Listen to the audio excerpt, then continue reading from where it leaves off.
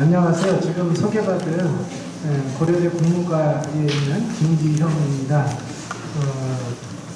제가 지금까지 제일 긴 시간 동안 이렇게 비행기를 타고 여기까지 왔고요.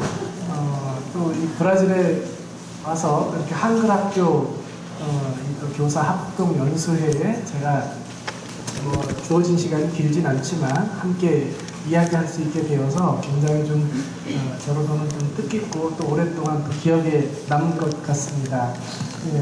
여기는 좀 복장을 좀 편안하게 해도 된다는 말을 듣고 제가 이렇게 말 그대로 액면 그대로 좀 편하게 왔는데요. 한국에서 강의할 때 요거보다 조금 더 차려입고 하는데 이해해 주시면 고맙겠습니다. 제 전공은 앞에 제가 여러분들 한국일과 관련된 내용을 보니까 문학교육에 관련된 소개도 있던데 거기에 보니까 이제 구비문학 교육 방법에 대한 것도 앞에 선생님께서 소개를 해주셨더라고요.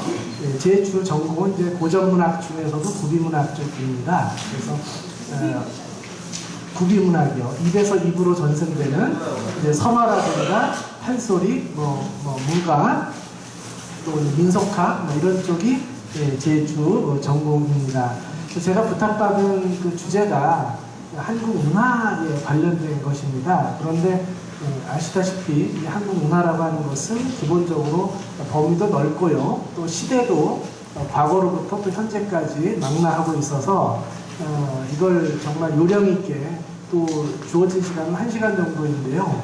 그 안에 이걸 좀 제대로 하기는 현실적으로 쉽지 않은 것 같습니다. 그래서 제가 이 앞에 그냥 시작에 앞서서 사진을 이렇게 넣어놨는데요.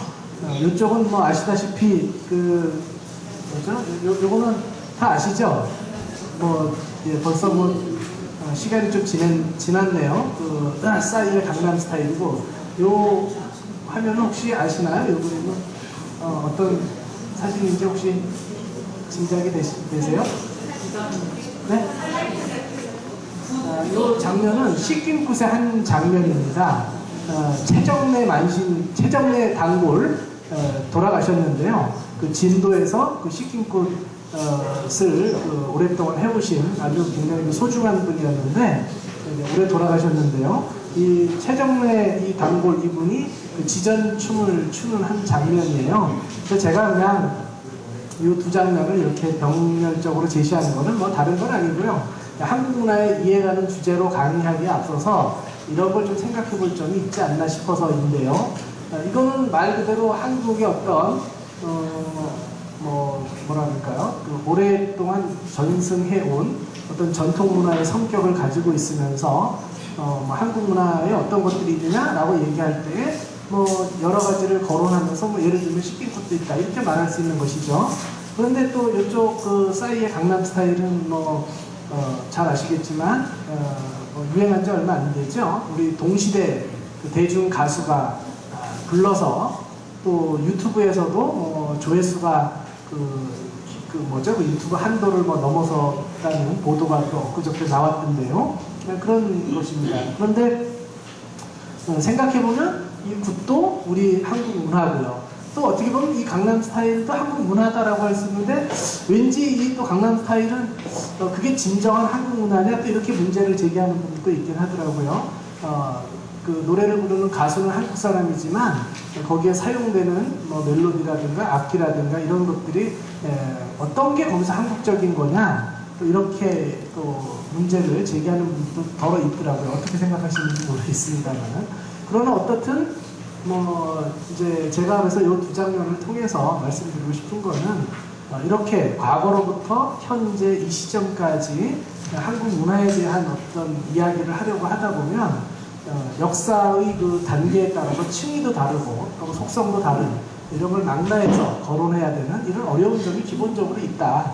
이런 걸 하나 말씀드리는 것이고요. 또 이 싸이의 강남 스타일도 어떤 분은 현상적으로 보면 한국적인 것을 찾기가 쉽지 않은 것도 사실이지만 그러나 그 말춤 이런 것들도 보면 좀 뭐라 그럴까요? 일정한 그 리듬이 반복적으로 진행이 되면서 또 그 말춤 형상을 보여주고 있는데, 이 말춤 형상은 우리 한국 사람들이 지금은 이제 정착된 삶을 살고 있지만 뭐 북방 민족부터 이렇게 내려오는 걸 염두에 두면은 어떤 그 유목민적인 속성을 우리 민족의 그 DNA 안에서도 우리가 말할 수 있는데, 그 DNA가 잠재해 있다가 이런 말춤 형태로 나타난 거라고는 볼 수 없느냐, 또 뭐 이렇게 해석을 하기도 하더라고요. 이제 뭐 그렇게 보면 뭔가 좀 건너뛴 점도 없잖아 있지만, 어떻든 또 그렇게 보면 연속성을 또 찾을 수도 있죠. 그래서 겉으로 보면 좀 달라 보이는데 또 그 안에 어떤 변하지 않는 어떤 문화적 DNA, 그러니까 한국 문화라고 할 만한 이런 것들에 대해서 우리가 생각해 볼 수 있는 건 없을까,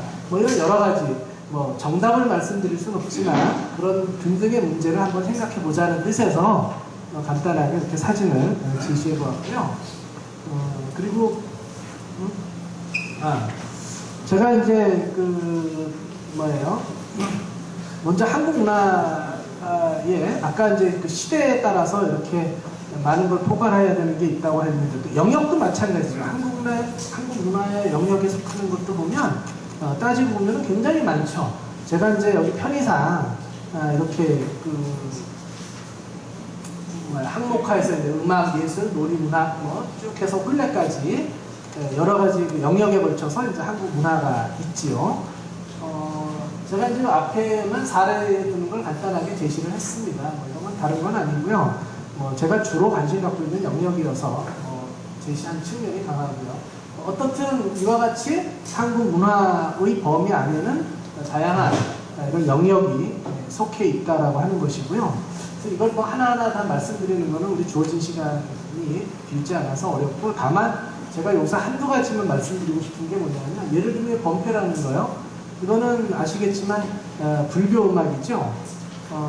그리고 불교는 그 종교 자체도 외래에 기원한 것이고, 범패도 마찬가지입니다. 이것도 자생적으로 생겨난 것이 아니고 인도를 거쳐서 중국을 거쳐서 우리나라에 수용된 것이죠. 그런데 기록에 보면 이미 그 삼국시대, 신라시대 때에도 이 범패가 우리나라에 수용됐다는 것을 삼국유사 기록을 통해서도 알 수 있고, 또 쌍계사에는 진강국사 그 비가 있는데 거기에도 그 범패를 했다는 기록이 나오고요. 그래서 아주 오래전부터 범패가 수용되었다는 걸 알 수 있습니다. 그리고 이것이 오늘날까지 전승되고 있고, 또 이따가 제가 다시 또 말씀드릴 기회가 살짝 있는데요. 수륙제라든가 또는 영산제와 같은 불교 관련 유래에서 이 범패가 불리거든요. 그러니까 그 출발점은 외부로부터 왔지만 오랜 역사 기간을 거치면서 말하자면 우리 문화화했다, 이렇게 말씀드릴 수 있죠. 그래서 범패도 우리가 한국 문화를 얘기할 때 비록 그 출발점은 외부에 있지만 우리 문화의 영역 안에 넣을 수 있다, 이런 걸 우리가 하나 생각해 볼 수 있고요. 또 하나는 여기 가곡이라는 게 있죠. 이 가곡은 혹시 어떤 게 가곡인지 아시나요? 뭔가요? 여기서 말하는 가곡은? 네, 제가 그렇게 혹시 말씀하실까 이렇게 했는데, 사실 우리도 그걸 가곡이라고 하지만 뭐 선구자, 뭐 그리운 금강산 이런 걸 가곡이라고 하지만, 여기서 말하는 가곡은 옛날 그 양반 사대부들이 향유했던 그 시조라는 건 아시죠? 시조가 오늘날에는 문학 갈래로 우리가 이해하고 있지만 원래 이것이 조선조에는 노래로 불렸어요. 그 시조가. 그래서 그 노랫말을 우리가 문학 갈래로 말할 때 시조라고 하는 것이고, 역사적으로 존재했을 때는 그거는 가창이 되었고, 그 가창된 것을 가곡이라고 합니다.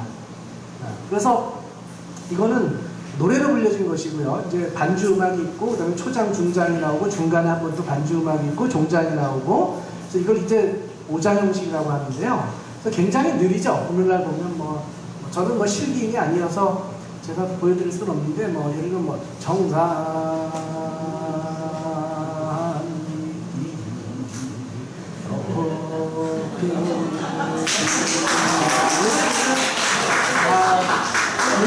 예를 들면 이런 식으로 길게 이렇게 늘어빼는 거, 이것도 아주 깁니다. 그래서 보통 한 곡 할 때 막 10분씩 걸려요. 빨리빨리 시대에는 인내가 필요한 이런 노래예요. 그래서 그런 노래를 가곡이라고 합니다. 이것이 조선 후기에 오면 양반 사대부들이 좋아했던 것을 일반 서민들도 부르면서 대중화된 게 시조창이라는 것이고요. 그거는 이제 반주 음악도 없이 그냥 장구나 아니면 무릎장단으로 부르는 이런 형태예요. 그리고 빠르기로 가고 이런 것을 가지고 있는 건데, 그래서 이 가곡이라고 하는 거는 양반 사대부의 문화다라는 것이고요. 범패는 불교 문화죠. 그러니까 민요나 작가, 판소리, 가면극, 인형극, 풍물굿 이런 거는 이른바 서민 문화, 민중 문화라고 할 수 있죠. 그러니까 상층 문화, 하층 문화, 또 이런 것들을 다 아우르는 이런 것이 있고요. 또 무속이나 불교, 유교 이런 종교 사상도 우리 한국 문화에 포함될 수 있다고 말할 수 있는데, 이 무속, 불교, 유교도 사실은 출발점은 한국에 있는 것이 아니라 외부에 있는 것이 수용된 것이다. 이런 것입니다. 그래서 제가 우리가 문화를 이해할 때 아마 또 모르겠습니다. 이제 이렇게 또 그 해외에서 이렇게 여러분들이 아주 또 의미 있는 또 보람 있는 이런 활동을 하시는데요. 지금은 이제 정말 교류도 많죠. 오늘날에는 뭐 정말 우리가 글로벌이라는 말도 그 자체도 조금 진부한 표현이 되지 않았나 싶은데, 또 그러면서도 여전히 민족이나 국경의 개념이 없는 건 아니죠. 또 오히려 그런 것도 여전히 있는데, 제가 여기서 말씀드리고 싶은 거는 이제 다른 건 아니고요. 우리가 단일 민족이라고 얘기하지만 사실은 그거는 뭐 생물학적으로 보면 조금 뭐 사실은 그 실제를 인정하기 어려운 부분이 뭐 사실 있죠. 이거는 중국도 마찬가지라고 하더라고요. 한족도 말이 한족이지 생물학적으로는 정말 순수한 한족은 없다는 걸 예전에 제가 어떤 신문기사에서 본 적이 있는데요. 그러나 이제 의식적으로 어떤 문화적으로 어떤 그런 그 단일한 어떤 공동체적인 속성을 가지고 있어서 민족이라고 하는 것이 실체가 없는 건 아니죠. 있지만 어떻든 역사적으로 보면 우리나라의 경우에도 보면 북방에서 내려온 그 계통도 있고 또 남방으로부터 내려온 그 민족이 이렇게 같이 한반도에서 자리를 잡아서 이렇게 내려왔다. 이거는 신화를 보면 알 수 있거든요. 가락국 신화나 이런 걸 보면 외부로부터 유입된 인물과 결합하는 이런 것이 신화로 표현된 것이 있고 그렇습니다. 그래서 신화를 보면 이제 우리가 민족의 연원이 단일한 것이 아니라 예전에는 북방 쪽에서만 왔다는 걸 강조했는데 사실은 남방 쪽에서도 연원한 부분이 있다고 봐야 되거든요. 이런 것이 이제 쭉 내려왔고, 문화도 제가 아까 서두에 외부로부터 유입된 것도 한국 문화의 영역 안에 포함시킬 수 있다 이런 말씀을 드렸는데, 문화는 기본적으로 복합 생성의 성격을 가지고 있죠. 그러니까 아마 자생적으로 오롯이 그 지역에서 생겨나서 그 지역에서만 전승된 문화, 이건 아마 세계 어디에도 없지 않을까요? 문화라는 건 항상 서로 교류하고, 그리고 교류도 제가 보면 옛날 사람들이라고 해서 우리가 좀 뭐라 그럴까 얕보면 안 될 것 같아요. 요즘 이 아시아 쪽에서 특히 한국도 그렇고 실크로드 문화에 대한 관심이 요즘 굉장히 많아지고 있거든요. 말하자면 문화의 어떤 교섭, 교류 이런 측면에 이제 관심을 많이 가지고 있는데, 거슬러 올라가면 삼국 시대에도 서역과 이렇게 서로 소통하는 이런 것을 우리가 볼 수 있고요. 그래서 문화라고 하는 것은 자생적인 것도 있으면서 외부로부터 유입된 것도 있으면서 결국은 중요한 것은 뭐냐면 이것을 자기화하는 것, 내 문화로 만들고 나를 나답게 만드는 이런 문화로 만드는 것이 필요하다라는 것이고요. 그래서 한국 문화는 좀 크게 보면 외부로부터 왔다 하더라도 기층에는 샤머니즘 문화가 있고, 샤머니즘 문화는 이제 보통 북방 쪽에서 많이 왔다고 이야기하는데요. 샤머니즘 문화가 있고 또 불교 문화가 있고, 인도를 거쳐서 아까 말씀드린 것처럼 중국을 거쳐서 한국으로 들어오고 있고, 그다음에 유교 문화 중국으로부터 유입된 것이고, 이런 것들이 출발은 외부로부터 왔다 하더라도 한국 문화의 근간을 이루면서 역사적으로 우리 한국 문화를 더 살찌우고 이렇게 확장하는 데 이러한 문화들이 이제 기여했다라고 하는 것이죠. 그래서 핵심적으로 제가 말씀드리고 싶은 건 여기서 복합 생성의 측면이 있다는 것이죠. 문화라고 하는 것은. 이런 관점을 가지고 접근했을 때 유연하게, 그리고 한국 문화의 어떤 특성도 잘 이해할 수 있을 거라고 봅니다. 그 다음에 이제 제가 좀 고민을 해봤어요. 아니 이게 좀 의뢰를 받았을 때 한국 문화에 대한 이야기를 해달라고 했는데, 사실 이거 한 학기 강의 해도 모자라는 주제인데 이거를 1시간 안에 어떻게 하지?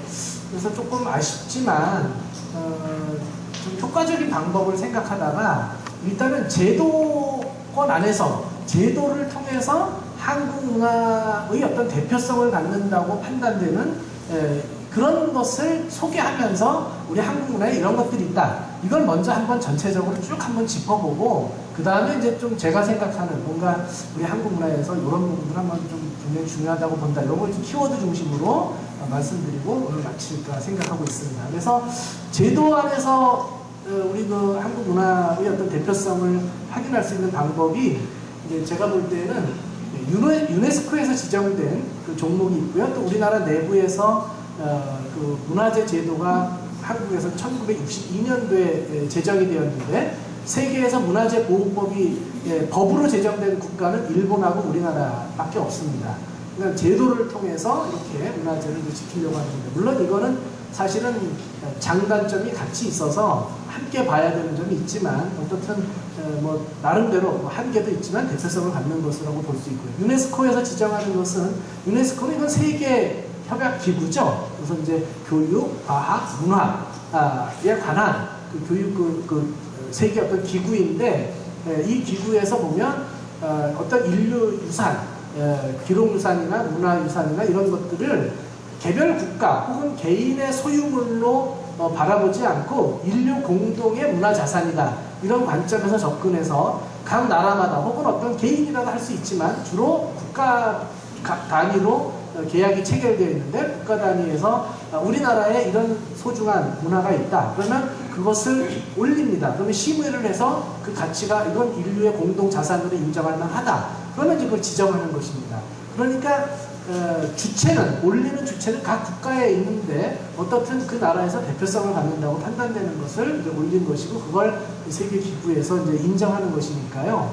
이거는 우리나라뿐만이 아니라 뭐 중국도 그렇고 많은 나라들이 관심을 가지고 자국 문화의 우수성을 또 대내외에 이렇게 과시하는 측면도 있고요. 또 실제로 또 어떤 그것의 가치를 또 같이 공유하는 이런 측면도 있고 해서 여기 지정된 것이 있습니다. 그래서 한국 문화 가운데에 이런 것들이 있다라는 거 혹시 뭐 관심 아시나요? 이런 것들? 알고 계신다고 하면 제가 새삼스럽게 우선 많은 시간 할애할 필요는 없을 것 같고요. 근데 다 알고 계시는 건가요? 그러면 알고 계시면 여기는 적당히 그냥 좀 넘어가겠습니다. 아무튼 이런 걸 통해서 우리가 확인할 수 있다는 건데 여기서도 이제 보실 게 종묘 같은 거, 또 창덕궁, 조선 왕릉 뭐 이제 이런 것은 그 궁중 문화의 영역에 속하는 것이죠. 그래서 종묘는 말 그대로 왕의 그 국회를 모셔놓은 시위를 모셔놓은 곳에서 제를 지내는 것이죠. 종로 그 사가 쪽에 거기 종묘가 있죠.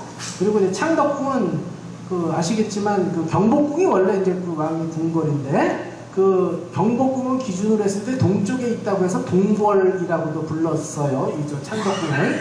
그리고 뭐 예전에 계신 분들 아실지 모르겠는데 그 옆에 그 창경궁이 있는데 옛날에 거기가 일제강점기 때 동굴원으로도 있었죠. 그래서 그 창경궁하고 이제 그 창덕궁이 같이 이렇게 인접해 있고 그 유명한 비원도 그 창덕궁 안에 있고요. 그리고 창덕궁도 이 궁중문화의 성격을 가지고 있다는 걸 알아두시면 좋겠고 또 하나 이따가 제가 말씀드릴 거 연관이 되어서 미리 말씀드려요. 창덕궁 같은 경우는 흥미로운 게 또 뭐냐면 경복궁은 이렇게 좌우 대칭으로 건물이 이렇게 세워져 있는데 창덕궁은 산자락에 있는데 이 산자락, 그 자연 환경과 어우러지는 방식으로 그러니까 비대칭적이면서도 그 자연 환경의 여건에 맞게끔 건물을 지었다는 점. 이것도 우리가 좀 염두에 두시면 좋을 것 같습니다. 왜 그러냐면 이것은 우리 문화가 인공적인 요소를 강조하기보다는 뭔가 자연 친화적인 요소를 강조했다라는 걸 엿볼 수 있는 하나의 대목이기 때문에 그렇습니다. 그래서 이런 그 종묘, 창덕궁, 조선 왕릉 이런 것들은 궁중과 관련된 문화라는 것이고요. 그리고 행사 장경판전 이게 이제 우리가 흔히 말하는 팔만대장경을 보관해 놓은 곳이죠. 불교 문화와 관련된 것. 석굴암 불국사도 불교 문화와 관련된 것이죠. 뭐 이런 것들이 있다는 것이고요. 고인돌 유적은 이제 뭐 선사시대 유적이고, 그러니까 역사적으로 보면 아주 선사시대부터 그 후대까지 이렇게 조선시대까지 망라해서 세계유산으로 이렇게 지정한 곳이 있다라는 걸 간단히 말씀드리고요. 인류무형문화유산도 마찬가지입니다. 이것도 보면 여기 제가 2012년까지는 사실은 작년에 김장문화가 여기 등재됐고 여기 빠졌는데요. 작년에 김장문화가 등재가 됐고 그다음에 얼마 전에 농악이 또 등재가 됐습니다. 그래서 그걸 여러분들이 아시면 되겠고, 종묘 제례악은 종묘에서 의식을 행할 때에 동반되는 음악, 그러니까 궁주 음악의 성격을 가지고 있는 것이죠. 그리고 이제 뭐 판소리는 이제 말하는 성인문화이면서 나중에는 모든 계층이 애호하는, 전 계층이 애호하는 민족예술이 된 것이고요.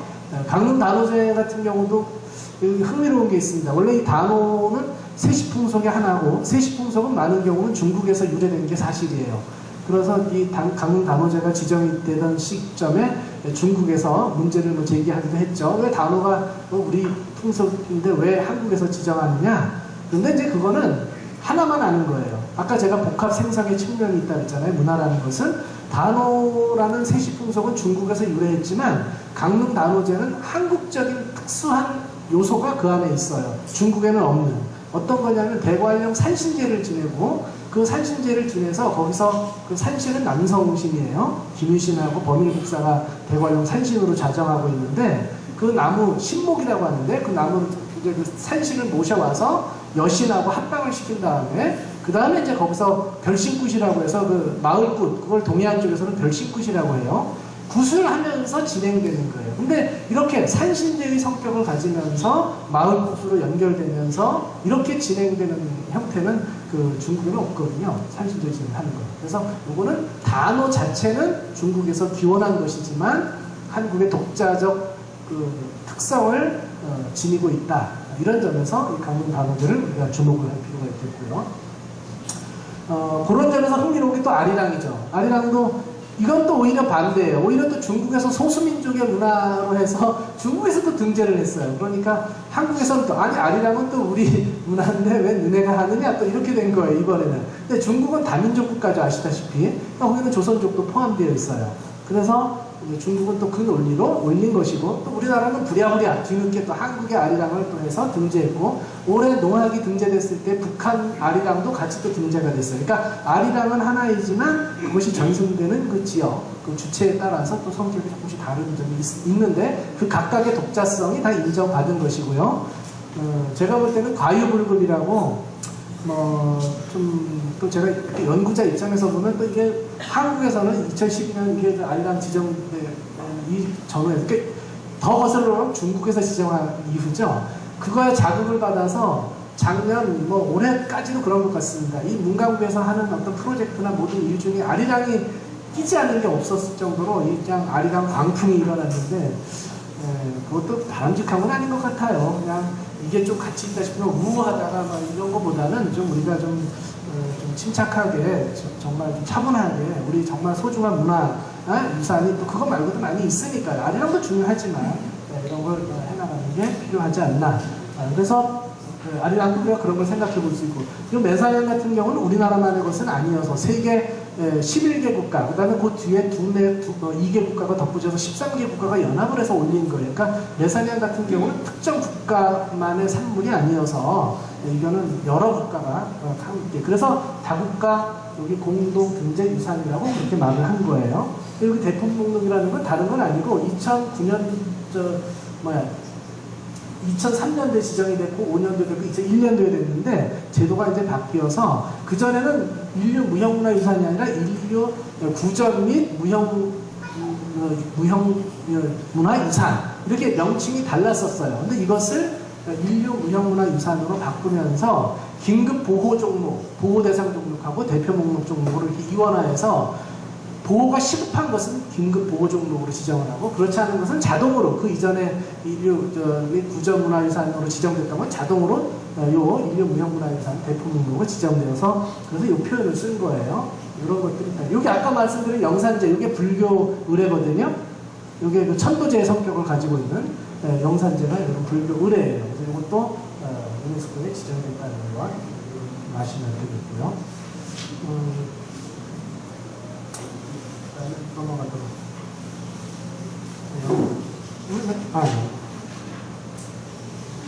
그 다음에 이제 기록문화유산이죠. 이거는 기록과 관련된 거예요. 그래서 아시는 것처럼 훈민정음, 조선왕조실록, 그 다음에 직지심체요조 13세기에 이루어진 가장 오래된 금속활자죠. 그 다음에 승정원. 여기서도 조선왕조실록, 승정원일기, 그다음에 일성록 이런 것은 궁중문화의 산물이죠. 승정원일기는 승정원이라고 하는 기관에서 여기 한 것이고, 일성록은 정조 시대부터 왕이 일기를 쓰다가 나중에 규장각에 이제 이름을 해서 적었던 그 기록물이에요. 그래서 조선왕조실록, 승정원일기, 일성록 이런 것들은 조선왕조 의계는 이제 왕실에서 행하던 의식을 기록해 놓은 것이죠. 그림도 그리고 해가지고. 그래서 이런 것이고, 이런 걸 보면 우리나라도 사실은 기록에 약하다 이렇게 말할 수는 없는 것 같아요. 원래 역사적으로 보면 우리도 이렇게 꼼꼼하게 잘 기록을 하고 했는데, 자꾸 이제 우리 스스로 좀 반성적으로 이야기할 때 우리는 좀 그런 것이 좀 뭔가 좀 남겨놓고 기록하고 하는 것이 좀 약하지 않느냐. 그건 오히려 근대 이후에 그렇게 된 것이 아닌가 싶고, 역사적으로 보면 이와 같이 이런 훌륭한 기록들이 있다라는 걸 엿볼 수 있고요. 또 새마을운동 기록물, 5.18 기록물 이런 것까지도 세계 기록문화유산으로 지정이 됐다는 것이고요. 그래서 이제 그거는 유네스코에서 그런 것이고요. 그 다음에 이건 이제 한국에서 지정한 것이에요. 아까 말씀드린 것처럼 1962년도에 문화재보호법이 제정이 됐거든요. 그러니까 그냥 법으로 제도적 장치를 마련하지 않으면 소중한 전통문화가 사라질 위기에 처한 것이 아니냐, 이런 위기의식에서 이제 비롯된 것인데, 이건 일장일단이 있습니다. 그걸 그대로 보존해야 된다는 이런 것을 내세웠기 때문에, 사실 문화는 살아있는 문화여야 어떻게 보면 진정한 문화잖아요. 살아있는 문화는 생활 속에서 함께하는 문화가 살아있는 건데, 법으로 이걸 제정하다 보니까 그런 점에서는 약간 그 역동성이 떨어지는 면도 있는 게 사실인데, 그 양면성이 있는 거죠. 그래서 여러 영역이 있는데, 이 무형문화재 보면 이제 음악 영역이 있고요. 재래악. 그 앞에 유네스코에서 제정한 거 좀 겹치는 것도 있습니다. 중국 재래악도 있고요. 그다음에 이제 여러 가지가 이렇게 쭉 있습니다. 아마 여러분들이 모르실 법한 게 뭐가 있을까요? 되게 아실 것 같고, 대치타는 취는 요건 부는 거, 부는 악기를 말하고, 타는 타악을 말하는 거죠. 그러니까 부는 악기와 타악기를 가지고 규모 있게 연주하는 걸 말하는 거고요. 향제 줄풍류는, 향제는 서울에 사는 걸 경제라고 하고, 서울 밖에 하는 걸, 지방에 사는 걸 향제라고 하는데, 불에나 이리는 지방이니까 그 지방명이 붙은 것이고, 지방이라는 이름으로 향제가 붙은 것이고, 줄풍류는 요거는 현악기죠. 관악기는 대풍류라고 해요. 그래서 현악기로 된 그 풍류는 그 영산회상이라고 해서 아주 느린 음악이 있는데, 그걸 연주하는 걸 가리키는 말이에요. 판소리가 있고, 농악은 지역별로 이렇게 했고요. 들노래, 농요, 통명, 농요, 이거는 다 민요, 그 노동요를 가리키는 것이고요. 선소리, 한타령, 서도소리, 경기민요, 제주민요, 이거는 전문가들이 부르는 민요를 가리키는 거예요. 지역적으로. 이런 것들이 민요 안에 있다는 것이고, 무용 같은 경우도 보면 진주 건무, 원래 그 건무는 교방이라고 해서 그 기생들의 그 말하자면 뭐라고 할까요? 교육기관이라고 해야 되나? 그걸 이제 교방이라고 하는데, 거기에 기생들의 그 공연 종목이 하나였죠. 그 건무가 있고, 승정무는 원래 이제 그 통영 지역에 보면 그 전쟁과 관련해서 이제 건무도 있고 그런 것이 있어서 그걸 묶어서 이 승정무라고 이렇게 용어를 지칭했다고 해요. 그걸 말하는 것이고, 그다음에 처용무, 이런 역사가 좀 오래돼요. 처용무는 신라시대 그 처용설화 기억하시죠?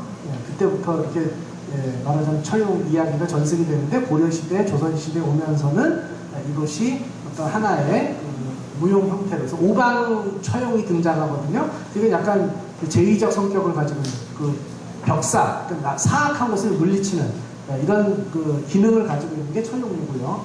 학, 연화, 대학설무는 학은 학이 등장해서 추는 춤이고, 연화라는 것은 꽃잎에서 이제 아이가 톡 튀어나와가지고 춤을 추는 것인데, 원래 학춤이 있고 연화대춤이 있는데 그 두 개를 합쳐서 했다 그래서 합설무라고 한다는 것이고요. 태평무는 이거는 오래된 춤은 아니에요. 20세기에 한성준이라고 하는 사람이 그 무속 춤에 기반해서 국가의 어떤 태평, 안위를 기원하는 목적에서 정립한 것이 태평무고요. 승무, 살풀이춤 이런 것들이 무용 종목으로 전승이 되고 있습니다. 연극은 우리가 오늘날 무대극을 생각하면 그 연극하고는 조금 다르지만, 우리 가면극이라고 얘기하는 거, 탈춤. 저도 대학 다닐 때 탈춤을 췄었는데요. 여러분들도 혹시 그런 거 하셨나요? 여기 한글학교에서는 어떻게 한국 문화 뭘 가르치시나요? 네. 어떤 걸 가르치시나요? 네? 사물놀이. 아, 사물놀이. 아시겠지만 사물놀이는 역사가 아주 오래된 건 아닌 건 아시죠? 그거는 아까 제가 농악 설명드렸는데 농악 가운데서 가장 핵심이 되는 악기가 그 네 가지 악기, 그게 바로 사물이에요. 그 꽹과리, 북, 장구, 징. 그래서 그 네 가지 악기를 중심으로 해서 탁 중심으로 해서 무대 공연 예술화한 것이 사물놀이인데 오히려 전통적인 농악보다 요즘은 사물놀이가 더 유명해졌죠.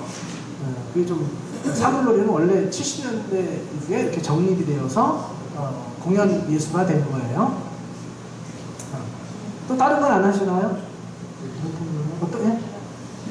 어떤 것도 가르치세요? 사물놀이? 네? 부채춤도 가르치세요? 네? 아, 태권도. 태권도 같은 경우는 그러게. 제가 아까 요 다음에 제가 태권도 좀 말씀드릴게요. 자, 아무튼 연극은 이제 이런 등등이 있습니다. 근데 흥미로운 것은 발탈 같은 거는 아주 오래된 건 아니라는 거예요. 20세기에 박춘재라고 하는 사람이 정립한 형태고요. 진도다시라기는 이거는 죽음 의례에서 행하는 놀이, 남사당 놀이, 줄타기라는 것들이 있습니다. 안강석에 여러 가지 이런 것들이 있습니다. 남사당 놀이는 아시겠지만 풍물 있고, 그 다음에 땅재주, 살판이라고 해서 땅재주가 있고요. 얼음, 줄타기가 있고, 덧배기, 탈춤이 있고, 꼭두각시 놀이, 덜미, 5종목이 남사당 놀이의 주된 종목입니다. 의식, 아까 제가 말씀드렸죠. 영산제는 불교 의례고요. 종묘제는 이건 궁중 의례고, 석전대제는 이건 공자하고 우리나라 유생들의 위패를 모셔놓은 성균관에서 제를 지내는 이건 유교 의식이에요. 그럼 사직대제, 사직이라고 하는 것은 그 서울에 보면 경복궁이 있고 경복궁을 바라보고 좌측에 사직동이 있고 사직공원이 있어요. 산은 토지의 신이고 집은 곡식의 신이에요. 토지의 신과 곡식의 신에게 제를 지내는 게 사직대제예요. 종묘는 왕의 조상의 위패를 모셔놓은 곳에서 신의를 모셔놓은 곳에서 제를 지내는 것이고, 그 다음에 별신제, 아까 별신제 말했잖아요. 별신 굿이라고 하고, 제는 굿이나 마찬가지예요. 우리가 굿 그러면 무당이 하는 것만 생각하지만 굿의 쓰임새는 굉장히 넓어요. 놀이, 뭐 풍물 이런 것도 다 굿이라고 말을 해요. 의산 별신제, 이거는 이제 별신굿, 마을 굿을 말하는 거예요. 그런 것들이고요. 여기까지 진도 씻김굿, 연등에 이것도 불교 의례이죠. 의식도 해당이 된다는 것이고. 자, 제가 무예 태권도가 지정된 게 아니에요. 우리나라 무형문화재에 태견이 지정됐어요. 이게 저도 뭐 제가 체육 전공은 아니어서 그 세세한 역사는 모르는데 제가 어떤 글을 읽어보니까 태권도는 오히려 후대에 정립된 그 종목이라고 하더라고요. 오히려 한국의 전통적인 성격이 강한 무예 종목은 태견이라고 하더라고요. 그래서 우리나라에도 태견이 그 문화재로 지정되어 있지 태권도가 지정되어 있는 게 아니에요. 그런데 세계적으로 지금 태권도가 널리 퍼져 있고 하니까 사실 뭐 문화라고 하는 것은 그렇게 만들어가는 측면도 중요한 거예요. 사실은 정립하고 의미부여하고 만들어지고 그것이 또 우리 문화가 되는 것이죠. 처음부터 있는 건 아니죠. 그런 것도 생각을 해주시면 좋겠습니다. 그래서 공예기술, 이거는 뭐 제가 설명할 수 있는 능력을 넘어서는 부분이지만 이런 그 종목도 무형문화재로 지정되어 있다라고 하는 것을 말씀드리기 위해서 제시를 했습니다. 음식도 있고요. 조선왕조 공주 음식, 문배주, 면천, 두견주, 경주조도 법주, 술 종류, 궁중 음식과 이런 술 종류가 현재는 음식으로 지정되어 있고요. 그 다음에 이렇게 지정되어 있는 것은 아니지만 대외적으로 많이 알려진 비빔밥이죠. 그것도 이따가 다시 한번 말씀드리겠습니다. 자, 그래서 앞에 뭐 여러분들이 아신다고 해서 제가 앞에는 조금 넘어갔습니다. 적당하게 몇 개지만 설명을 드리고 넘어갔고요. 제가 앞에 거는 그 제도를 통해서, 그죠? 제도를 통해서 한국 문화의 대표성을 갖는다고 판단되는 그것을, 그 윤곽을 우리가 그것을 통해서 이해할 수 있는 것이고요. 제가 생각할 때 조금 이제 이런저런 걸 이제 공부하면서 나름대로 한국 문화의 어떤 본질적 특성이라면 이런 정도를 우리가 꼽을 수 있지 않을까라는 걸 제가 한번 짚어봤습니다. 그리고 뒤에 이제 다른 제가 사례를 들어놨습니다만은 일단 그 설명의 편의를 위해서 키워드 중심으로 제가 쭉 말씀을 드리고 그 뒤에 있는 것은 간단하게 짚고 넘어가도록 하겠습니다. 첫 번째는 제가 말씀드리고 싶은 것은 신명과 해악입니다. 어떻게 보면 그 한이라고 하는 것을 더 이제 그 많이 또 이야기하는 측면도 있습니다. 그 한국문의 특성으로. 혹시 여러분들 그 영화 서편제도 보셨나요? 네. 그 한글학교 여기 여러분들 가르치시면서 동영상으로 혹시 서편제를 활용하시기도 하나요? 그러시진 않나요? 제가 몇 년 전에 어디 해외에 또 갔더니 어떤 분은 아주 한국 문화를 이렇게 가르치는 하나의 어떤 영상 텍스트로 그 서편제를 많이 활용한다고 그런 말씀을 하셔서 사실은 이제 약간 개인적인 말씀드리면 요번에 제가 국제학술대회에서 발표할 주제가 전 서편제라고 하려고 하거든요.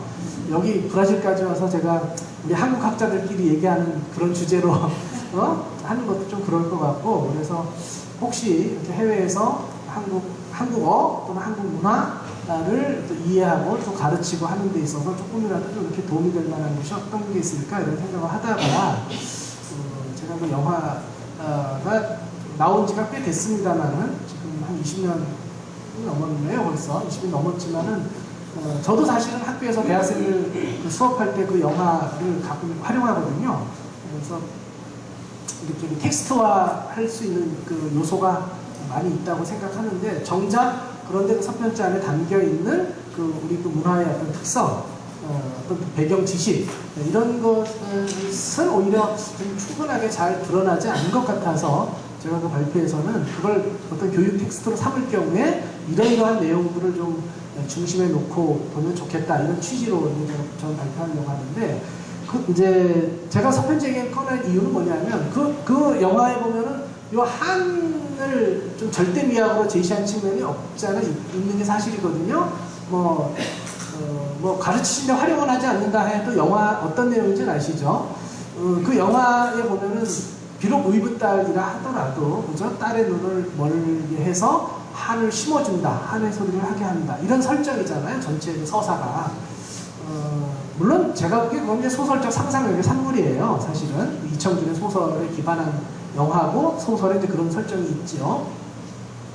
근데 이제 자칫하면 그것을 영화의 어떤 부분은 좀 상상력으로 좀 이렇게 우리가 이해하면서 좀 넘어가주면 좋은데, 이제 만약에 그것이 어떤 리얼리티를 가진 것으로 이렇게 받아들일 수도 있잖아요. 그래서 그런 건 좀 우리가 조심을 해야 되는 건 분명히 있습니다. 근데 아무튼 거기서 한을 상당히 강조하는데, 우리 문화, 한국 문화에서 한을 얘기할 수 있는 게 사실은 많이 있죠.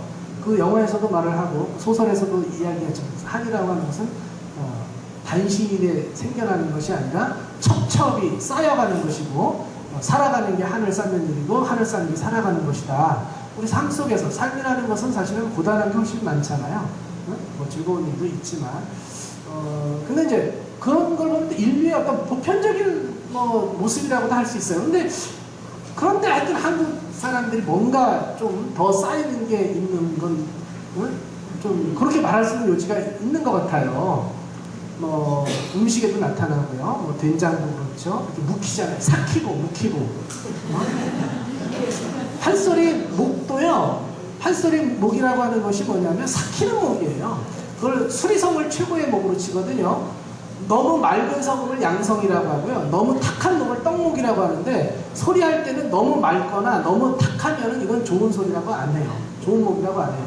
적절하게 목이 좀 쉬어있는 듯 하면서 그래야 그걸 이제 소리하는 사람들은 그늘진 소리를 할 수 있다 이렇게 말하는데, 그늘진다는 건 뭐냐면 삶의 우여곡절 있잖아요. 그러면 슬픈 건 정말 슬픔의 그 느낌을 살려서 해야 하고, 기쁨은 기쁨의 느낌을 살려서 해야 하는데, 그 슬픔을 이러한 것들을 맑은 성음으로 할 때는 그 맛이 제대로 안 난다는 것이죠. 그래서 뭔가 그렇게 목이 잠겼다 튀었다 잠겼다 튀었다 하는 거거든요. 그래서 명창이 되기 위해서는 소리 공부를 많이 해야 되고, 그 목이 마치 홍어 삭히는 것처럼 된장 매주 만드는 것처럼 그 과정하고 유사해요. 따지고 보면 뭔가 쌓이는 싹 삭히는 거예요.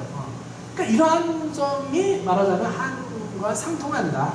그런 점에서는 분명히 그것도 일리가 있는 거예요. 그리고 또 어떻게 보면 한이라는 건 이렇게 자꾸 뭔가 맺히는 거잖아요. 이 맺히는 게 뭐가 돼요? 병이 되면 화가 되죠. 그 화병이죠. 화병이 그 의학용어로 고유어로 등재된 거 아세요? 영국 그 의학 그 용어 그 사전이 있대요. 저는 이게 의대 교수한테 들었어요. 그 화병이라는 말을 번역할 용어가 없더래요. 의학계에서. 그래서 이거는 고유한 현상이다. 그래서 화병 이거는 고유어로 그렇게 사실 이건 자랑스러운 건 말은 아닌데 아무튼 화병이 등재되어 있다는 거예요. 그러니까 뭔가 한국 사람들 안에는 그런 게 아마 있지 않나. 뭔가 이렇게 맺히고 이거 풀어줘야 되는데 풀어주지 않으면 병이 되는 거예요. 화병이요. 사실은요. 병 중에서는 뭐냐면 의학 용어로 우울증은 있어요. 그래서 이게 의학하는 사람들이요. 그래서 우리 전통 문화에도 관심을 갖더라고요. 무속에도 관심 갖고 이런 화병 이런 것에도 관심 갖고. 왜냐하면 한국인에게 적용되는 정확한 그 처방이 뭐냐? 이걸 서양 중심으로 정립되어 온 의학 용어로는 설명이 안 된다는 거예요. 우울증이야 다 우울증인데 이게 뭔가 한국적 현상이 있는 거예요. 문화가 다르기 때문에. 네, 다르기 때문에 오는 거. 현상이에요. 네. 미국은 내면적으로 표현하지만 네. 우리 문화는 내면 속에 네. 갇혀 있는 그거기 때문에 네. 거기서 오는 감정의 그죠. 네. 맞습니다. 그래서 의사들이 그 연구를 하실 때에 그래서 우리 문화도 관심을 갖더라고요. 그냥 하나의 전문 지식 영역에서 그냥 서양 중심의 그런 그 이론을 또 그런 의학 이런 걸 다 이걸 소화해서 이걸로 이제 한국에서 그 의료 활동을 하다 보니까 잘 안 맞는 부분이 있더라고요. 뭔가가 잘. 그래서 어쩌면 그것이 직간접적으로 한인의 미학과 서로 상통할 수 있다라는 거죠. 그런데 제가 이제 여기서 신명이라는 문제를 얘기하는 거예요. 뭐냐면 한만 얘기하는 거는 이거는 일면적이 말하는 거죠. 한이 한쪽에 있으면 신명이 한쪽에 있다는 것이죠. 얼마 전에 폐혈증으로 돌아가신 그 황수관 박사가 제시한 게 뭐였죠? 신바람론이었죠. 신바람론. 한국 사람이 신바람론이에요. 뭔가 잘한다 하면 더 잘하고 막 자기 능력 200%를 발휘하고 안 그러면 너무 막 그렇게 또 주저앉고 말이죠. 그 신바람이 다른 거는 사실은 신명이죠. 신명. 이 신명이라는 거는 사실은 무속문화하고도 관계가 많습니다. 우리 신난다 그러죠. 신난다. 브라질에 언제들 다 오신 거예요? 다 군 문화도 경험이 있으신가요? 굿도 보셨어요? 네? 그건 무관선다는 것도 아시겠네? 네? 그러면 한국에서 그럼 무관선다는 것도 아세요? 무강서다 또는 무관선다. 그거 모르시죠? 강신무들이 하는 구세요. 신이 내려서 무당이 된 걸 강신무라고 합니다. 대대로 무당이 된 걸 세습무라고 해요. 근데 강신무들이라는 구판에서 말이죠. 무당이 이제 굿거리를 진행을 해요. 몇 거리를 진행한 다음에 잠시 쉬는 사이에 어떤 그 구판에 있는 어떤 되게 아무나 하는 건 아니고요. 되게 그 굿을 의뢰한 가까운 사람이나 혹은 뭔가 그렇게 이제 좀 풀어야 되는 필요성 있는 분한테 해요. 그래서 이분이 나와서 천리 하나 입고 부채 하나 하고 방울을 들려줘요. 그리고 이제 막 장구랑 지금 다 쳐요. 그럼 처음에 이 사람이 이러고 있다가 나중에 막 이렇게 흔들다가 팍 하다가 검죽검죽 뛰고 무아지경에 빠지는 거예요. 일반인인데 접신 경험을 하는 거예요. 그리고 나중에 제자리로 오는데 깨면 자기가 어떤 행동을 했는지 몰라요. 이거를 무관선다고 해요. 문감서다, 무관서다. 이렇게 표현하는데요. 사실은 그것도 신명의 일종이죠. 그러니까 한국 사람들 누구나 다 신명이 있다고 말을 하는 거예요. 그러니까 한도 한편 있으면서 뭔가 신이 있는 거예요. 신이 나는 거예요. 네? 아마도 이게 한 두 번 문 자체가 면 자체에 붓을 하는데 하늘색으로 또 똑같이 사람 플러스 하고 작두를 타더라고요. 그건 이제 무당이 하는 거고요. 제가 작두를요? 네. 왜냐하면 그걸 무당이 체면을 걸더라고요. 저는 엄마가 하는 거. 아니 작두타고 하는 거는요, 이제 그거는 제의 절차 안에서는 무당이 하는 목적은 신령이 이곳에 함께 한다라고 하는 것을 보여주는 측면도 있는 거거든요. 나쁜 기운을 눌러준다는 뜻도 있고, 제의적인 측면에서는 그러한 의미가 있는 것이고, 그 다음에 이제 이것을 다른 각도에서 보면 신의 현현을 증명한다라고 말하지만 사실은 기술적인 부분이 필요하다 이런 말도 해요. 사실은 예전에는 중국에서는 무당이 차력사이기도 하고 했어요. 그러니까 그걸 통하는 부분도 있어요. 그러니까 작두타고 하는 것은 그런 점에서는 하나의 어떤 기술적으로 꼭 무당이 아니어도 신적 능력을 갖고 있지 않아도 탈 수 있다 이런 말을 흔히 하긴 하죠. 하는데 제가 지금 말씀드리는 건 의뢰 절차를 말씀드리는 거예요. 의뢰 절차에서 일반인들이 작두타는 경우는 없어요. 사실은 일반 구세서는. 그리고 무관서는 건 있어요. 그러니까 저는 의뢰를 말하는 거예요. 네. 그래서 그 안에서 그것이 문화적 의미를 갖는 것이 바로 신명과 통하는 거라고 할 수 있다. 그래서 그렇게 한번 그것이 무관을 서고 나면 이제 맺힌 것이 풀리는 것이죠. 그런 부분을 우리가 생각을 해야 된다. 그래서 한만 얘기할 것이 아니라 신명을 함께 볼 때에 우리 한국 문화의 어떤 그런 양쪽 측면을 같이 이해하게 되는 것이다 라고 하는 것이고, 그리고 요거를 조금 더 의미 부여하자면 사실은 한국 문화의 어떤 긍정적 에너지 사실은 같이 나오는 거예요. 한만 있다 보면 굉장히 퇴행적인 거일 수도 있는 거거든요. 어떻게 보면 거기에 매몰돼서 거기서 어떤 뭐 생산적인 뭐가 나오기 쉽지 않잖아요. 한편에서는 그걸 딛고 또 신명이 있는 것이죠. 그래서 이 두 가지 측면이 같이 중요하다라는 것이고, 이제 공동체 정신인데요. 공동체 정신은 사실은 오늘날은 잘 해당이 안 되는지도 모르겠어요. 그래서 제가 아까 처음에 두 가지 그림을 보여드린 거예요. 이런 곤혹스러움이 있어요. 한국 문화를 얘기할 때 어느 시대에 누구의 초점을 맞추느냐는 문제거든요. 근데 일정한 역사성과 전통성을 우리가 고려해서 보면 전통문화 안에서는 이런 공동체 정신을 발현한 사례들을 사실은 많이 볼 수 있죠. 뭐 개도 그렇고요. 아까 말씀드린 마을도 그렇고, 마을이 전통사회에서는 공동체의 기본 단위였어요. 마을 단위로 이제 공동체가 형성이 되었는데, 그래서 이 공동체 정신이라고 하는 것은 사실은 우리 그 전통문화 속에서는 충분히 여러 어떤 문화 속에서 우리가 이렇게 그 가치를 찾아낼 수는 있는데, 안타깝게도 이제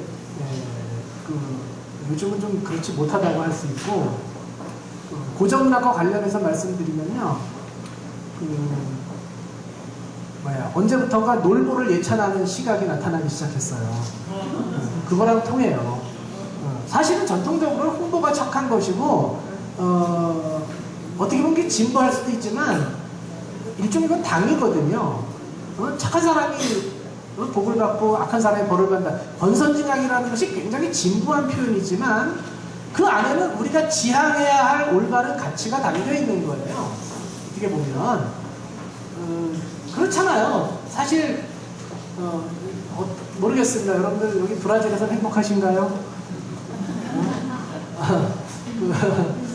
아마 행복하실 거라고 믿고, 한국 보면 정말 행복한 사람도 있고 아닌 사람도 있는데 참 팍팍하죠. 좁은 나라에서 또 게다가 이념적으로도 또 이렇게 또 서로 갈등 관계도 있는 것도 있고, 또 부의 분배 측면에서 너무 편중돼 있다 보니까 또 거기서 오는 갈등도 있고, 또 취업 문제도 있고, 정말 여러 가지로 그런 것들이 많이 있는데, 사실은 어떻게 보면 끝없이 욕망을 자극하는 구조, 끝없이 그 세속적 욕망이라는 것은 사실은 그 욕망을 좀 절제할 수도 있어야 되는데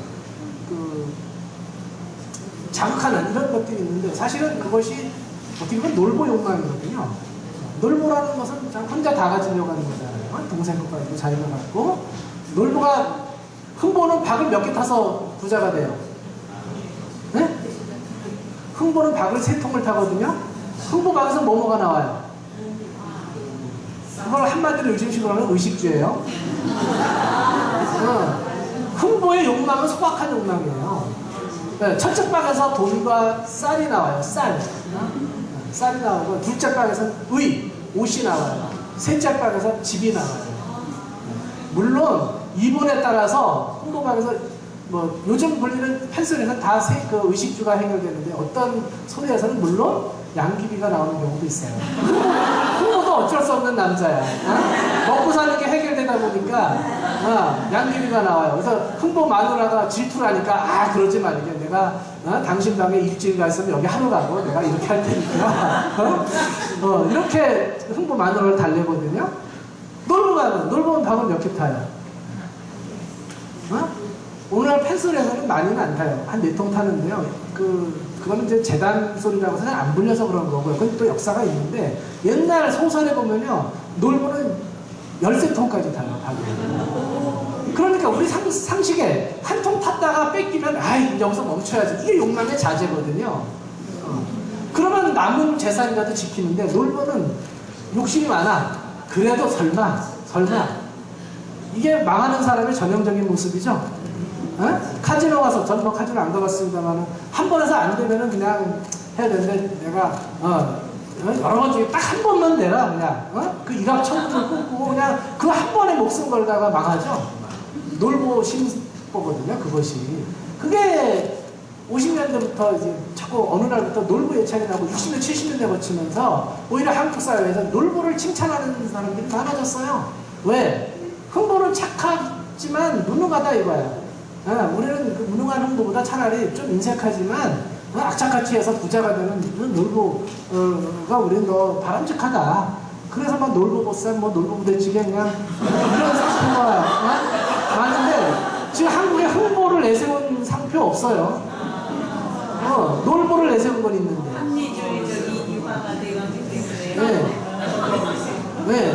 그런데 그것이 우리네 어떤 이런 사실은 공동체 정신이 많이 해체됐다는 걸 보여주는 거예요. 안타깝지만. 그래서 어떻게 보면 지금 세상은 그렇게 돌아가고 있어요. 사실은 지금은 뭐 아닌 게 아니라 착하게 살려고 하면은 남들이 나를 존중해 주는 게 아니라 함부로 대하려고 그러고 오히려 그런 게 있죠. 오히려 짐짓 내가 좀 막 나 이렇게는 나쁜 데도 있어. 나 함부로 하지 마. 이런 걸 자꾸 보여줘야 상대방이 무서워해 오히려 요즘. 참 좀 그런 세상이긴 해요. 그러니까 흥보같이 살아가지고는 정말 아마 그럴 텐데 어떻든 그런 게 있다는 거죠. 근데 죄송하지만 시간이 네? 다 됐나요? 그럼 요거까지만 하고 말아야 되겠네요. 제가 좀 그 다음에 그래서 공동체 정신은 어찌 보면 오늘날은 회복해야 할 정신, 가치다. 이런 말씀드리고 싶어요. 자연친화적 사고. 제가 아까 궁중문화인 창덕궁도 사례로 들었는데요. 건물도 보면 밑에 주춧돌 같은 경우는 기둥을 주춧돌에 맞추지 주춧돌을 일률적으로 깎아내지 않거든요. 그리고 건물이나 이런 것도 보면 사찰 이런 거 보면 뭐 중국은 뭐 나라도 커서 그런지 막 규모가 엄청 크잖아요. 그런데 그래서 작지만 아담하지만 또 한국은 오히려 한국적인 그런 미가 있고 그걸 자연미라고 흔히 표현하는데 자연 친화적 사고가 있는 이것도 안타깝게도 공동체 정신이 많이 훼손된 것처럼 자연 친화적 사고도 많이 훼손돼서 뭐 전 정권에서는 또 뭐 4대 강도 추진하고 이런 적도 있었는데 아무튼 원래 한국인들은 자연 친화적 사고가 있고 풍수도 사실은 자연 친화적 사고의 산물이죠. 원래는 기복적 신앙으로 복을 많이 달라 이렇게 그런 측면이 부각됐지만 사실은 풍수라고 하는 것도 주변 환경과 잘 어울려서 어떻게 하면 인간과 자연이 합일되는 이런 삶을 살아가는 것인가, 살아갈 수 있는가 여기에 초점이 맞춰지는 게 풍수사상의 핵심입니다. 사실은. 그 다음 화해와 공생의 세계관. 한국 문학에요. 비극으로 끝나는 거 있어요? 문학예술에? 여러분들 알고 있으시죠? 현대문학 말고 고전까지. 한국 문학이나 예술에서 비극으로 끝나는 거 아시는 거 말씀해보세요. 아주 없진 않은데요. 네? 네? 시간이 없으니까 제가 자문자를 하겠습니다. 전설하고 부분 소설의 운영전 정도가 있고요. 운영전도 사실은 저승세계에서 행복하게 살고 있어요. 이승에서 불행했던 거고요. 전설 중에 일부가 비극적으로 끝나고요. 대개는 행복합니다. 문학예술이 다 그래요. 굿도 그래요. 굿도 거리마다 다 신을 모시고 마지막에 뒷전거리라고 했는데 하급 잡신을 모셔서 풀어먹여요. 이거 안 그러면 해를 끼친다고 하거든요. 그러니까 초청하지 않았지만 왔어. 그럼 너는 먹고 가라. 이런 거예요. 그래야 맺히는 게 없는 거죠. 판소리, 고전소설 모든 거 여러분들 잘 생각해 보세요. 아는 작품들. 다 행복한 결말로 끝난다. 축제적 결말, 행복한 결말로 끝나요. 물론 그 과정에는 비극적 요소가 있어요. 춘향이 맺맞죠. 심청이 인당수 물에 빠지죠. 다 그 어떤 요소로는 비극적 비장미를 표현하는 요소가 있어요. 궁극적으로 봐서 행복한 축제적 결말로 끝난다. 왜? 한국 사람들은 그런 어려운 고난이 있으면 행복하게 끝나야 된다고 보는 거예요. 요즘 드라마 문법하고도 통하죠. 아들과 딸 드라마 혹시 기억하세요? 네. 거기서 후남이 원래 작가는 불행하게 끝나는 걸로 했는데 시청자들이 안 된다고 그래서 행복하게 바꿨다는 이거거든요. 그래서 우리는 더불어 잘 사는 것이 한국 사람들은 원래 세계관적 특징이에요. 사실은 굉장히 중요한. 그런데 이제 어느부터가 이것이 이제 놀고 욕망 이런 것을 탐닉하면서 이제는 나만 잘 되면 것이고 다른 사람을 짓밟아서라도 올라가야 되는 것이고 이런 사회로 각박하게 자꾸 가고, 제가 보기에는 IMF 겪으면서 신자유주의 체제가 유입되면서 더 그런 것들이 심화됐다고 생각하는데, 아무튼 화해와 공생의 세계관 이런 것도 한국 문화의 중요한 특성이고, 그다음에 중요한 게 생성적 속성이라는 거죠. 이것도 사실 많이 바뀌어가고 있는데요. 사실은 우리 문화는요 굉장히 역동적이에요.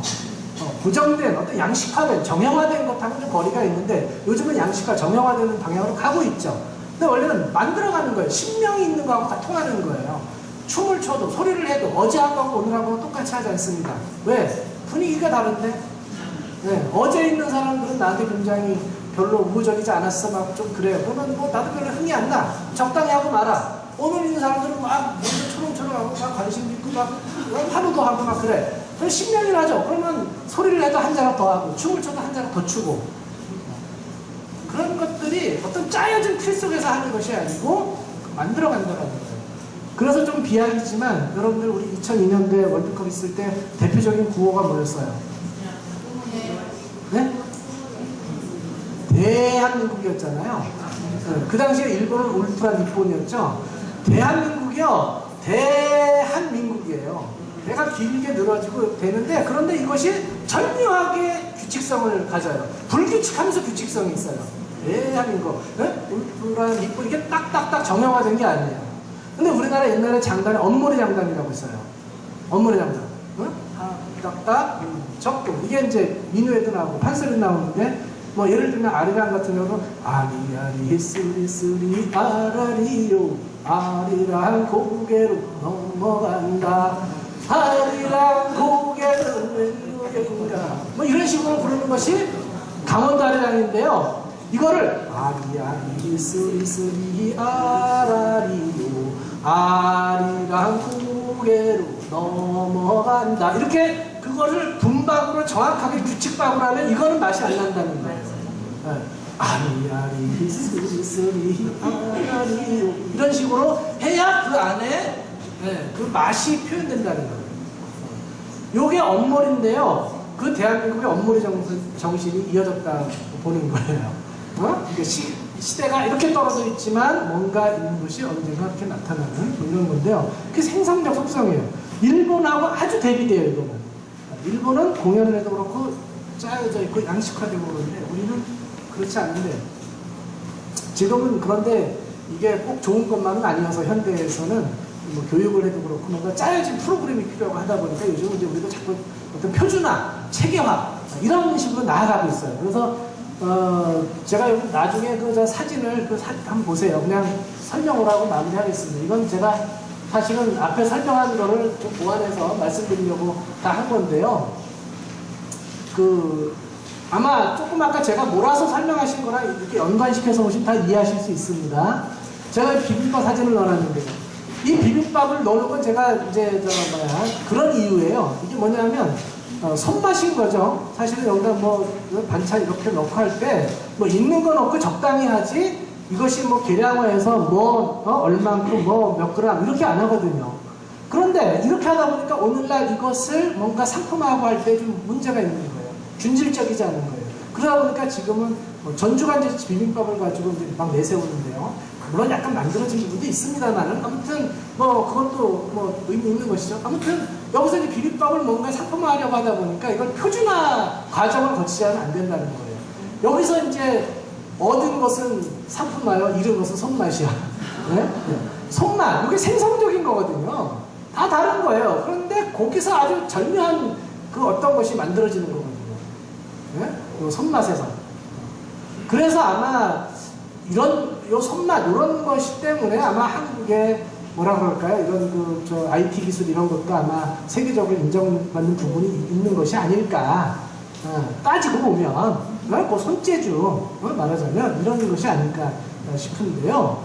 이런 생성적인 것도 사실은 어떻게 보면 굉장히 역동적인, 긍정적인 에너지로 작용할 수 있는 것인데, 또 세상이 자꾸 바뀌다 보니까 요즘은 표준화도 필요한 부분이 있죠. 그래서 우리 문화가 가지고 있는 어떤 아주 뭔가 시너지 효과를 낼 수 있는 거, 예를 들면 공동체 정신이라든가 이런 부분들, 이런 거는 사실은 우리가 잘 그 정신을 살리는 게 필요하고, 그러면서도 또 세상이 또 우리 의지와 무관하게 흘러가는 부분도 있고, 사실 그런 양면성이 있잖아요. 그러니까 그런 흐름 속에서 또 요구되는 것들은 우리가 또 주체적으로 받아들여서 뭔가 한국 문화의 어떤 뭔가 좀 어떤 그 생명력을 좀 더 좀 확대하고 확장하고 그렇게 동요해 나가면 좋지 않을까, 이런 생각이 듭니다.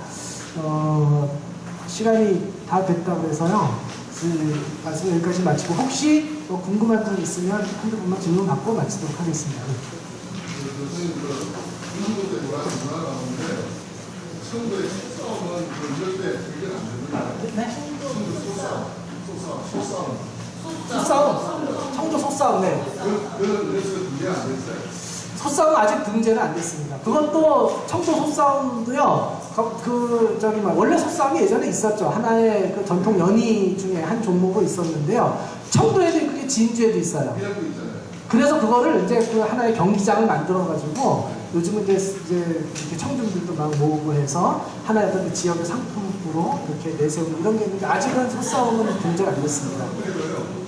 아까 기록 논란이 그게 나오는데, 새마을을 왜 얘기하세요? 이유는 제가 정확히는 말씀 못 드리겠습니다만은, 제가 생각할 때 이 새마을운동은 관점에 따라서는 매우 비판적으로 볼 수 있는 여지도 있지만, 어떤 개발 독재가 필요하다고 인정하는 시각도 있는 듯 합니다. 제가 알기로는. 중국도 그런 걸로 알고 있어요. 그래서 이게 한국에서는 오히려 이제 이미 어떤 이른바 근대화를 거치고 나서 오히려 그 빛 이면에 있는 그림자, 어떤 그 군부 독재라든가 어떤 민주주의에 대한 탄압이라든가 이런 쪽에 이제 관심을 두고 여기에 초점을 맞춰서 굉장히 비판적으로 우리 그 70년대 또 박정희 시대를 평가합니다만은, 오히려 또 다른 시각에서는 그거는 오히려 개발 독재라고 하는 것은 어떤 고성장하는 과정에서 그 기반이 취약한 상황에서 급속도의 성장을 하는 데 있어서는 어떤 면에서는 필요하다라고 보는 시각도 있는 것으로 제가 알고 있어요. 그래서 새마을운동이 그런 면에서 오히려 어떤 면에서는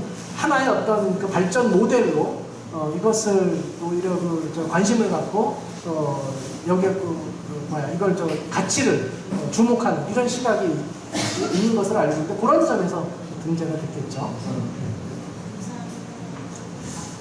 그러면 점심시간이 아니라면 조금 시간을 제가 좀 한 해 그냥 임의대로 하겠는데요. 먹는 시간은 제가 원망이 또 제가 감당할 수 없을 것 같아서 이걸로 마치겠습니다. 고맙습니다.